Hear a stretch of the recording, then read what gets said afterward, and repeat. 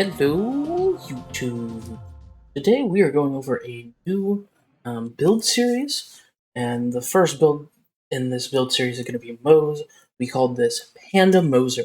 So the idea with this series is we're going to take one Vault Hunter and one of the base game worlds, and for each one we are going to make sure that we are only using items from that world, with the exception being the artifact can be anything in that world, or anything in general from the game except for the company man. The company man can only be used on Pandora. So with that, let's go ahead and get into the build. So with Moze being on Pandora, there's a whole bunch of options. The Roys and Thorns is great on Moze, the Hellshock's great, anything from Arms Race is going to do great, the Wagon Wheel does some fun things, King's Call is great, the Shreddifier is great, the Butcher's great. There's just so many good things you can use on Pandora. I ended up just deciding to use an Infernal Wish and the Kick Chargers and Hive, just because the speed with that was a lot of fun, and it was just a really fun build to get to play around with. As far as grenades go, the Epicenter for the fire and triggering the flame ability, which is whenever Moze ignites an enemy, she has a 15% chance to reset her action skill, was just really great. And I like to run that with grenade throw, so you get some extra damage every time you throw an Epicenter. I decided to go with the toboggan for this, and I went heavy damage because we're using the rocket launchers. But with the area effect and heavy damage, you get slide and amp your shots every time, and we're running a double amp Infernal Wish, so we're just amping a lot of those shots, getting a lot of damage from our rocket launchers. Now, if you wanted to do something else, you can run a Madcap and do some great stuff, Transformer, Beskar, really anything from Arms Race is going to do super phenomenal on those. Let's go ahead and get into the skill tree. So in the skill tree, we are running Iron Cub, of course, and as always with Iron Cub, I like to run Caps Arms.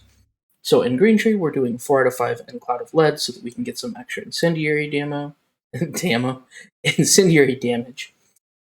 We run Dakabera for the extra Cub damage, 3 in Stoke the Embers for the extra incendiary damage, 1 in Redistribution for ammo regeneration, 1 in Scrappy for the weapon damage handling and the swap speed in between our kick chargers, 5 in Scorching RPMs for the fire the hit damage, and we do pick up Specialist Bear so that Cub has just a little bit more damage.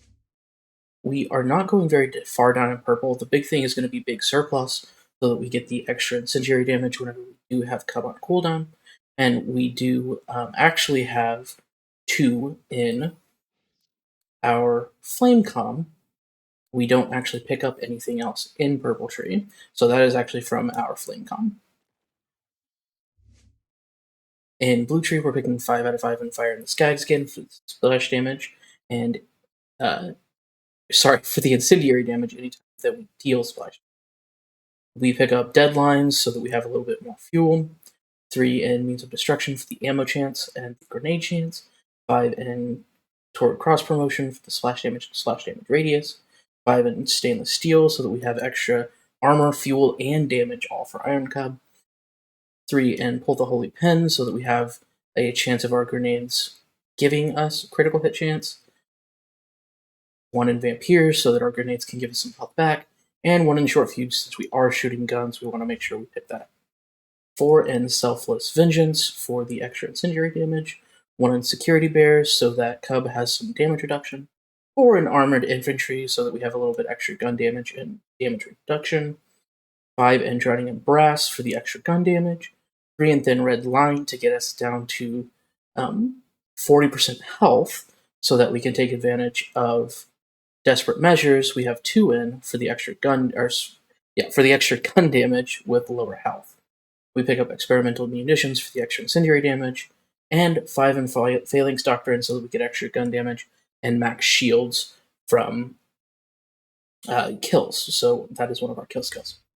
As with all of my builds, I do like to point out that I do have the Guardian ranks maxed out. So if you don't have Hollow Point, if you don't have Groundbreaker, you are going to see a difference in those, just because those do some pretty crazy damage. And with that, guys, let's go ahead and show you what mobbing and bossing looks like in this. and we'll be back and talk right after that section.